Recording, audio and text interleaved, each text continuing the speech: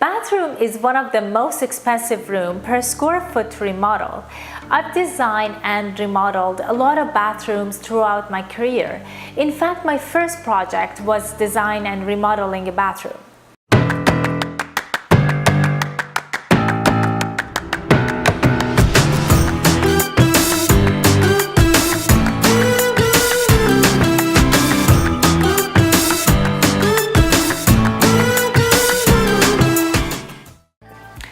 I also seen a lot of bathroom renovation done by homeowners, more like DIY projects without involving a designer, and some were good, some bad, but even the good ones had still room for improvement.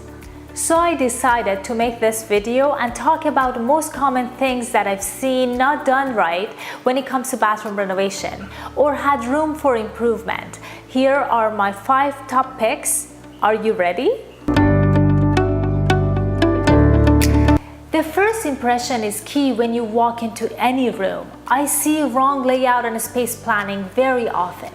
Correct layout will make the space more spacious, add functionality, and overall is more pleasing to the eye. One important thing to remember is that when you walk into the bathroom, the first thing you want to see is the most beautiful feature of your bathroom. That could be your vanity with gorgeous wall sconce or your freestand tub with featured tile behind it.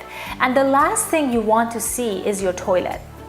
Sometimes you're limited in changing your plumbing fixture location, and if that is the case, look at the option of where you're entering to the room. Maybe the door location can be changed.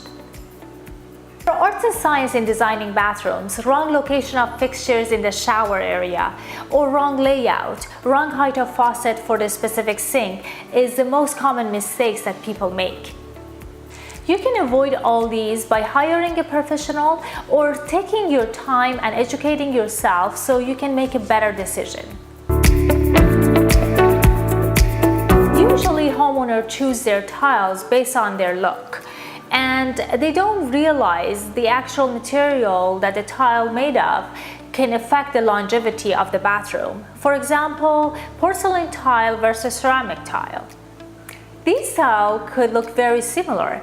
The difference is porcelain tiles are denser and more water resistant than ceramic tiles. They're also more expensive in comparison to ceramics and a little harder to cut. Not all porcelain tiles that labeled porcelain are equal. Some porcelain tiles are not even really porcelain.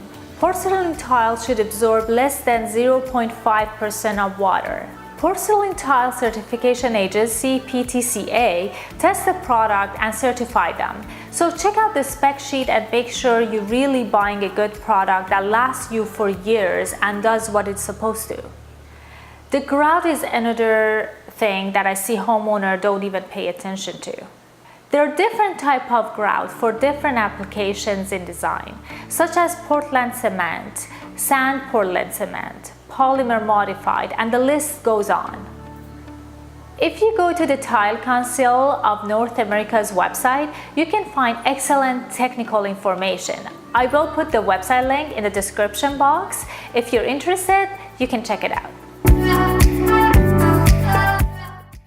I often see lack of proper lighting in the bathroom. Usually people go for the light on the ceiling or on top of the mirror of the vanity wall. In general, we have 3 types of lighting: task lighting, general or ambient lighting, and accent lighting. Most of the time I use all of these 3 in the bathroom. Task lighting is a lighting you use for some tasks, such as doing your makeup or shaving your beard. General lighting is for brightening the area so you can see around and walk in a space safely. And the last but not least, accent lighting gets done for more decor purposes. If you hold the light on top of your head, the shadow goes downward and makes you look tired. The best light for doing your makeup or shaving your beard is the light coming in an angle from side, so wall sconces at the right height will do a better job.